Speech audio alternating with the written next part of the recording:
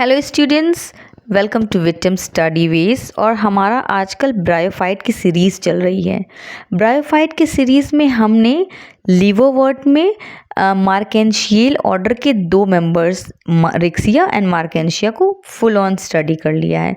अब हम आएंगे हॉर्नवर्ट पे और पढ़ेंगे हॉर्नवर्ट के मेंबर एंथोसिरोस के बारे में।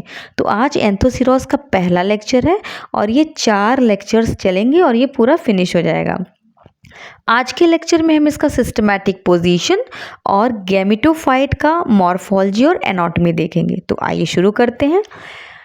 सिस्टमैटिक पोजीशन की बात करें तो एंथोसिरोस का सिस्टमैटिक पोजीशन कुछ इस तरह है। डिवीजन है ब्रायोफाइटा, क्लास है एंथोसिरोटॉप्सिडा, ऑर्डर है anthocerotales, family anthocerotaceae and genus is anthoceros. ठीक है, अब बात करते हैं इसके हैबिटेट एंड डिस्ट्रीब्यूशन की। ये वर्ल्ड वाइड इसका डिस्ट्रीब्यूशन है। ये कॉस्मोपॉलिटन स्पीशीज़ है, मतलब ये पूरी दुनिया में पाया जाता है। पूरी वर्ल्ड में अगर देखा जाए तो इसकी 200 स्पीशीज़ पाई जाती हैं। और अगर हमारे इंडिया की बात की जाए तो हमारे इंडिया में इसकी 25 स्पीशीज़ पाई जाती हैं। अब आइए चलते हैं गैमेटोफाइट की मॉर्फोलॉजी हम देखते हैं। आपको पता है कि ब्रायोफाइट्स में जो मेन प्लांट बॉडी होता है वो गैमेटोफाइट होता है, ठीक है ना। तो इसका जो गैमेटोफाइट होता है एडल्ट प्लांट, मैं आपको अभी डायग्राम दिखा देती हूँ। ये इसका गैमेटोफाइट है, देखिए ये इसका गैमेटोफाइट है, ये थैलस है, ठीक है। अब जब इस थैलस पे स्पोरोफाइट भी आ जाता है तो इसका लुक देखिए कैसे लगता है। ये देखिए, ये है गैमेटोफाइट नीचे और ये ऊपर जो आपको ब्रांचेस दिख रहे हैं ये स्पोरोफाइट है इसका। तो ये फुल गैमेटोफाइट एंड स्पोरोफाइट मिला के ये स्ट्रक्चर है, ठीक है ना। और ये जो मैंने दिखाया आपको अभी, ये इसका गैमेटोफाइट है। इसमें आपको कहीं मिडरिप दिख रहा है? नहीं दिख रहा है इसमें, क्योंकि मिडरिप होता ही नहीं है। आगे आपको बताते हैं पूरी डिटेल में। तो जो एडल्ट प्लांट होता है वो गैमेटोफाइट होता है। ये small yellowish dark green dorsiventrally flattened, dorsiventrally flattened का मतलब ये प्रोस्टेट होता है, यानी ज़मीन से ऐसे लगा हुआ होता है, फैला हुआ चपटा, और ऊपर का पोर्शन डॉर्सल और नीचे का वेंट्रल सरफेस होता है, ठीक है ना। अच्छा, इसमें कोई डिस्टिंक्ट मिडरिप नहीं होती है। अभी आपको हम दिखाएंगे एक बार और डायग्राम। इसका जो वेंट्रल सरफेस होता है उस सरफेस पे इस पे स्केल्स नहीं होती हैं। हमने रिक्शिया मार्केंशिया में देखा था स्केल्स होती थी। और यहाँ पे ट्यूबरक्युलेट राइजोइड्स जैसा कोई चीज़ नहीं है। राइजोइड्स तो होती हैं बट ट्यूबरकुलेट राइजोइड्स नहीं होती हैं। साथ ही म्यूसिलेज हेयर्स भी नहीं होते हैं। वेंट्रल सरफेस की बात हो रही है, ठीक है ना। होता क्या है, इसमें बहुत सारे numerous unicellular smooth walled rhizoids होते हैं, ठीक है ना। केवल स्मूथ वॉल्ड राइजोइड्स होते हैं जो कि यूनिसेलुलर होते हैं। वो क्या करते हैं, ये एंकर करते हैं प्रोस्टेट थैलस को सबस्ट्रेटम से, ठीक है ना। एक और चीज़ इसके वेंट्रल सरफेस पे पाई जाती है वो है नॉस्टॉक कॉलोनीज। तो इसके वेंट्रल सरफेस पे नॉस्टॉक कॉलोनीज पाई जाती है। नॉस्टॉक क्या है? नॉस्टॉक ब्लू ग्रीन एल्गी है, और आपको पता है कि blue green algae nitrogen fixation में हेल्प करती हैं, ठीक है ना। तो ये इसका एक्सटर्नल फीचर है। एक बार हम आपको डायग्राम दिखाना चाहते हैं।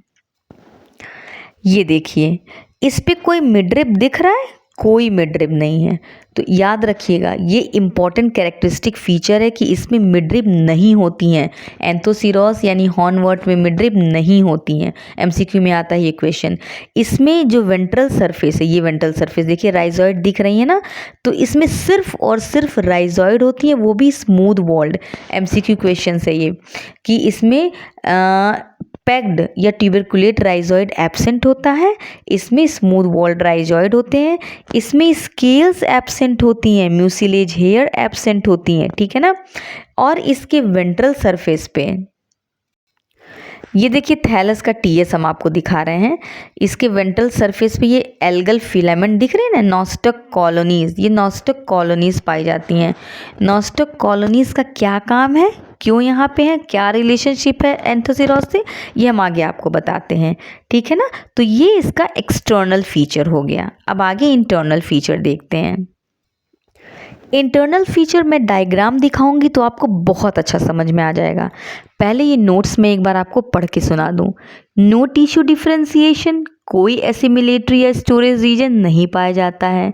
Entire thallus consist of soft parenchyma, no air chamber, no air pore, no organised epidermis. Stoma like pores present होते हैं थैलस पे, जिन्हें स्लिम पोर्स कहते हैं। They are guarded by 2 bean shaped guard cells. There present nostoc colony, जो कि blue green algae है, as symbiotic relationship में होती हैं वो एंथोसिरोस के साथ। अच्छा, every thallus cell contains chloroplast with pyrenoid. Thallus के हर सेल में क्लोरोप्लास्ट होता है पायरिनॉइड के साथ। अब आपको हम समझाते हुए डायग्राम दिखाएंगे और समझाते हुए चलेंगे। आगे चलिए देखते हैं।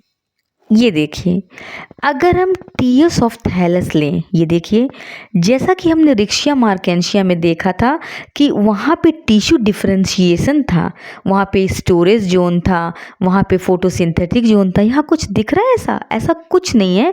तो यहाँ पे टिश्यू डिफरेंशिएशन नहीं है, कोई एसिमिलेटरी रीजन नहीं है, मतलब फोटोसिंथेटिक रीजन, कोई स्टोरेज रीजन नहीं दिख रहा है, ठीक है ना। पूरी जो थैलस है वो पैरेन्काइमेटस सेल्स का बना हुआ है। ये पैरेन्काइमेटस सेल्स है और वो भी सॉफ्ट पैरेन्काइमेटस सेल्स हैं। किसी तरह का कोई एयर पोर नहीं दिख रहा है, कोई एयर चैम्बर नहीं दिख रहा है, ठीक है ना। कोई ऑर्गेनाइज्ड एपिडर्मिस, ऐसा नहीं कि लोअर एपिडर्मिस अपर एपिडर्मिस, बहुत ऑर्गेनाइज्ड, वहाँ पे एयर पोर्स थे, एपिडर्मिस लेयर थी, उसमें एयर पोर्स निकले हुए थे। तो ऐसा यहाँ पे कुछ भी नहीं है, ठीक है ना। हाँ, यहाँ पे देखिए स्लिम पोर्स, ये स्टोमेटा, जैसे स्टोमेटा होते हैं हायर प्लांट्स में, बिल्कुल वही काम ये करते हैं स्लिम पोर्स। और ये 2 गार्ड सेल के थ्रू ये घिरे हुए होते हैं, ठीक है, बीन शेप्ड गार्ड सेल के थ्रू। तो ये स्लिम पोर्स इसमें पाए जाते हैं। साथ ही इसके जो each and every cell of the thallus contains, हर सेल में क्लोरोप्लास्ट होता है। साथ ही साथ इन क्लोरोप्लास्ट में पायरिनॉइड्स होते हैं। अच्छा, ये पायरिनॉइड्स क्या होते हैं ये सुन लीजिए। पायरिनॉइड्स जो होते हैं ये प्रोटीनेशियस बॉडी होते हैं। इनका काम क्या होता है, ये जो फोटोसिंथेटिक प्रोसेस होता है, ठीक है ना, क्लोरोप्लास्ट फोटोसिंथेसिस से रिलेटेड है। फोटोसिंथेटिक प्रोसेस में जो CO2 फिक्सेशन होता है उसमें हेल्प करता है रुबिस्को एंजाइम के थ्रू। रिबिलोज 1,5 बिसफॉस्फेट मेन एंजाइम होता है ना फोटोसिंथेसिस का, तो ये CO2 फिक्सेशन में पायरिनॉइड हेल्प करता है। तो और एक चीज़ और सुन लीजिए आप लोग कि ये MCQ का बहुत ही इंपॉर्टेंट क्वेश्चन है, क्योंकि कैरेक्टरिस्टिक फीचर है एंथोसिरोस का कि क्लोरोप्लास्ट में पायरिनॉइड का होना, ये सिर्फ और सिर्फ एंथोसिरोस में होता है और किसी भी ब्रायोफाइट में ऐसा नहीं है, ठीक है। तो इसको आप लोग बाय हार्ट कर लीजिए कि क्लोरोप्लास्ट विद पायरिनॉइड पाया जाता है एंथोसिरोस में। साथ ही इसमें एल्गल कॉलोनी जो पाई जा रही है यहाँ पे, ये ब्लू ग्रीन एल्गी है। अच्छा, यहाँ ये एंथोसिरोस के साथ सिम्बायोटिक रिलेशनशिप में, सिम्बायोटिक रिलेशनशिप क्या होता है, जिसमें दोनों पार्टनर्स एक दूसरे को कुछ न कुछ मतलब बेनिफिट पहुँचा रहे हैं, नुकसान नहीं, फ़ायदा पहुँचा रहे हैं। जो एल्गी होती है, ठीक है ना, ये नाइट्रोजन फिक्सेशन करती है। ब्लू ग्रीन एल्गी है ये, नॉस्टॉक नाइट्रोजन फिक्सेशन करती है और वो देती है एंथोसिरोस को। साथ ही एंथोसिरोस से इसको क्या मिलता है, एक तो इसको शेल्टर मिलता है, दूसरी चीज़ एंथोसिरोस जो है उसमें पायरिनॉइड्स है क्लोरोप्लास्ट में, तो वो CO2 फिक्सेशन बहुत बढ़िया होता है। तो CO2 प्रोवाइड करती है ये नॉस्टॉक को, क्योंकि उसमें जो है CO2 फिक्सेशन बहुत अच्छे से नहीं होता है, तो फोटोसिंथेटिक रेट स्लो होता है, तो वो CO2 जो है फिक्सेशन वाली चीज़ जो है वो इससे एंथोसिरोस से लेती है।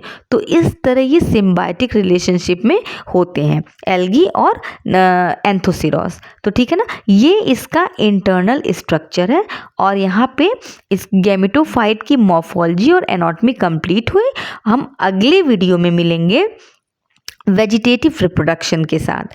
तो जल्दी जल्दी वीडियो को लाइक शेयर कीजिए, चैनल को सब्सक्राइब कीजिए। Till then bye bye, take care.